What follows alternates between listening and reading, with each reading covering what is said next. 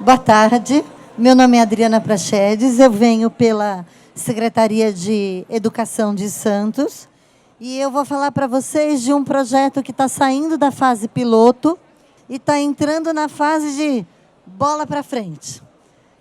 Aproveitando que a minha cidade é a cidade de Santos, a gente usa muita gíria de futebol. Só para contextualizar vocês um pouquinho, talvez eu precise sentar, porque eu resolvi brigar com o pé da cama e a cama ganhou. E o meu pezinho perdeu, eu consegui quebrar. Tá? Então, talvez eu precise sentar um pouquinho. Então, vamos lá. Nós temos um programa lá chamado Complexo Educacional de Empreendedorismo, Tecnologia e Inovação, Parquinho Tecnológico. Ele está dentro de um outro projeto grande chamado Fundação Parque Tecnológico de Santos. A fundação, ela abarca no trabalho dela startups. Ela dá início, dá apoio para esses grupos de pessoas que querem iniciar os seus projetos. Nesse andar, nós temos também o início da tecnologia no ensino fundamental, do 1º ao 9º ano do ensino fundamental. Lá nós temos 3 módulos de aprendizagem e cada módulo tem 2 oficinas. Eu vou falar para vocês do módulo Inovação, que fala que tem uma oficina chamada Aprendizagem Criativa. Tudo começou com uma proposta de um filme que nós assistimos o ano passado, em 2018, que falava assim, como fazer com que o jovem se sinta participante da cidade e como que ele vai buscar soluções para aquilo que afeta ele, a família dele, a escola dele, o bairro e o município. É fazendo com que ele entenda as coisas que acontecem e fazendo com que ele se sinta pertencente aos problemas. O problema não é da cidade, o problema não é do adulto, o problema é dele. Hoje ele é uma criança, amanhã ele é um jovem, em seguida ele é um cidadão do futuro, um cidadão que vive os problemas da cidade. Então, como munícipe participante, a gente fala muito disso, que cidadão do futuro não é um jargão, ele é uma ação que você precisa colocar em prática. Então, como colocar? Fazendo com que ele comece a solucionar pequenos problemas do entorno dele, do espaço dele. Esse espaço é a escola, a sala de aula, o ambiente onde ele mora, o bairro onde ele mora. Na prefeitura, a seção de educação infantil, ela tem um projeto chamado Parque Sonoro e Parque Sensorial. O que isso tem a ver com a aprendizagem criativa? A escola onde o complexo educacional funciona tem um grupo de educação infantil e que não tem parque sonoro nem parque sensorial. Nós levamos para os alunos o desafio.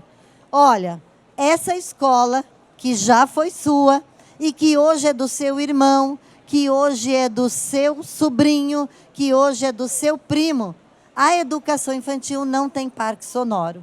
Então, como é que a gente vai solucionar esse problema? Alunos de 8º e 9º ano se reúnem em grupos de 4, numa sala onde só cabem 16 alunos. Nós não trabalhamos com um número maior que 16. Já fizemos algumas experiências de trabalhar com menos que 16 e com mais que 16. A nossa experiência nos diz, 16 é o número ideal. Nem 20, nem 15. 16 é perfeito. São 4 grupos onde eles se reúnem, 4 grupos de 4 alunos, onde eles se reúnem e é dado o desafio. Precisamos construir um parque sonoro para a UME Colégio Santista, Educação Infantil, e para a Escola Maria Helena Roxo, outra escola de educação infantil. E aí? A gente lança o desafio e acontece o quê? Quem imagina? O professor não dá a resposta. A gente deixa as crianças exatamente com a expressão de vocês. Mas eu não sei do que você está falando. Eu não tenho nem ideia do que é um parque sonoro. Eu já sou muito grande para a educação infantil.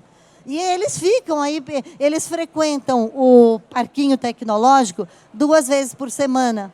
Então, eles têm a semana inteira para pensar numa resposta. Eles ficam conosco durante 1h30, aproximadamente 2 aulas.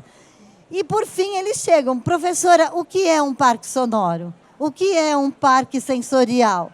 Então, vamos ao laboratório de informática e eles pesquisam o que é um parque sonoro, o que é um parque sensorial, e eles descobrem que a Prefeitura de Santos já tem algumas escolas com os parques.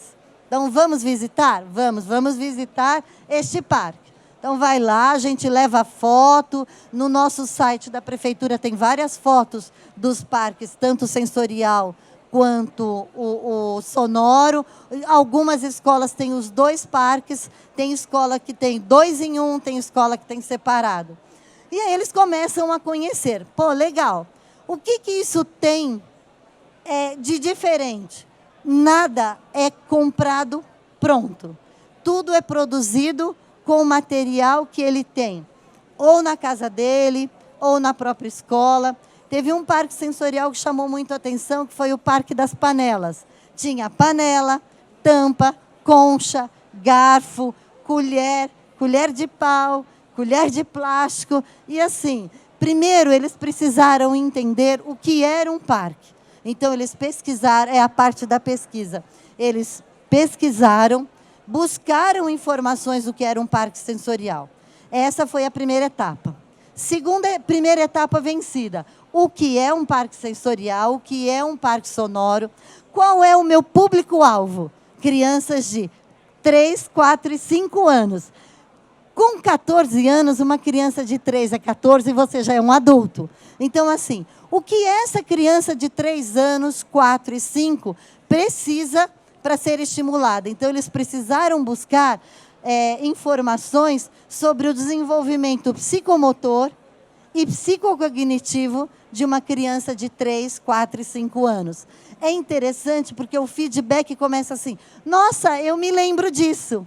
Nossa, quando eu estudei nessa escola, eu me lembro que eu queria e não podia. Nossa, eu me lembro. Então, assim, eles começam a ter uma regressão de memória para 4, 5 anos. É engraçado que teve uma aluna que falou assim: eu não lembrava que eu lembrava de tudo isso. E aí eles começam, entre eles, a trazer essas lembranças. E nessas lembranças, o que eu gostaria de ter e não tive? Então, eles começam a colocar para fora aquilo que eles entendem como importante na visão de um aluno do que é necessário para uma escola.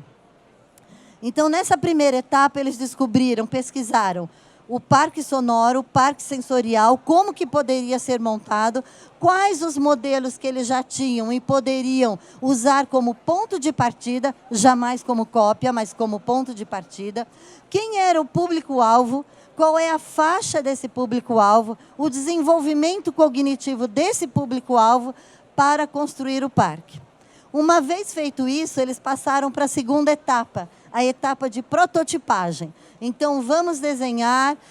Nós utilizamos muito da metodologia Design Think para eles pensarem sobre, descobrirem. Sala de aula invertida, está aqui o material, pesquisem, estudem, tragam dúvidas, soluções, vamos discutir. E, apesar de ter uma sala com 16, cada grupo é um grupo. Cada grupo traz a sua ideia, o seu papel, desenha, eles desenham. Teve uma aluna que falou assim: por que eu não posso fazer no computador o desenho? Pode fazer no computador, sim. Mas como é que você vai apagar e refazer e apagar e refazer? No papel é mais fácil. Uma coisa que em Santos a gente tenta mostrar para as crianças é que tecnologia não é o fim, não é o meu objetivo. Ele é um caminho que eu uso para. Papel, lápis e borracha também é um caminho para. Então, a gente une o tradicional papel, lápis e borracha com a tecnologia, que é levar aquilo que ele desenhou no papel, a prototipagem dele em desenho, para o computador. E ali eles conseguem inserir cor, eles buscam a imagem da concha para construir. Então, já acabamos a segunda etapa e vamos iniciar a terceira etapa agora em Santos. Qual é? Eles já fizeram desenho, já recolheram material, para o parque sonoro, algumas coisas eles optaram por construir com produto comprado. Então, nós compramos guiso, algumas garrafinhas em lojas de aniversário para poder fazer o som. Em outras, eles buscaram com os próprios familiares, como caixa de papelão, caixa de pasta de dente para fazer chocalho. Aí a gente pensa, está aberto o espaço, eles já foram visitar o local onde eles vão montar o espaço. E a questão de chuva, não, a caixa de papelão a gente consegue encapar, a caixa de pasta de dente a gente consegue encapar, porque a proposta é que as crianças pequenas eles possam manusear. Eles podem sacudir, eles podem bater, eles vão fazer barulho. Nós fizemos uma reunião com as professoras da educação infantil para dizer, olha, parque sonoro é barulhento. Esse é o objetivo dele. Então, não adianta você falar, tentem não fazer muito barulho, porque é impossível. Criança saudável grita, criança saudável corre, criança saudável faz barulho. Pedir para ela não correr, não gritar e não fazer barulho, é pedir para ela ficar doente. Então, não rola com a gente. Então, conversamos com as professoras, falamos do barulho, ok, todo mundo ciente. Em parceria com a escola, escolheram o espaço, na realidade eles não escolheram, a escola determinou, é aqui. Então, dentro daquele espaço, eles estão construindo. Essa terceira fase ainda não concluída, ela acaba por volta do dia 20 de junho, eles estão construindo as peças. Como é que nós vamos... vai ter barbante? Não vai ter barbante? Qual é a medida? Precisa de fita métrica? Quantos metros de barbante você vai precisar? Para que pegar um rolo se você pode levar uma fita métrica e ter a sua medida com uma margem? Então, o que nós passamos para ele também nas propostas da aprendizagem criativa é para que o rolo se 1 metro te basta? Para que ter uma caixa de lápis de cor se 3 cores, neste momento, te bastam? Então, a gente trabalha também com a questão da economia, do consumo sustentável. Porque no complexo existe uma outra oficina de educação financeira e cultura empreendedora, onde eles estudaram, em anos anteriores, o consumo sustentável. Então, assim, eu não preciso ter uma caixa se 2 me bastam. Mas todos vão usar barbante, então eles começam a conversar e a trocar informações.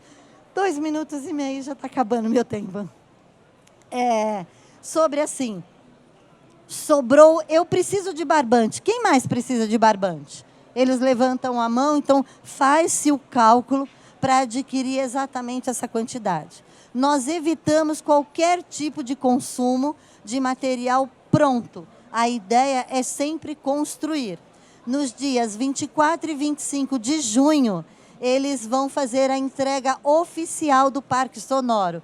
Então, entre o dia 15 e o dia 20 de junho, eles vão às escolas, vão fazer toda a montagem, e entre os dias 24 e 25 de junho, eles farão a entrega oficial, no qual a nossa secretária estará presente, as professoras da escola, a professora que organizou tudo isso também estará presente.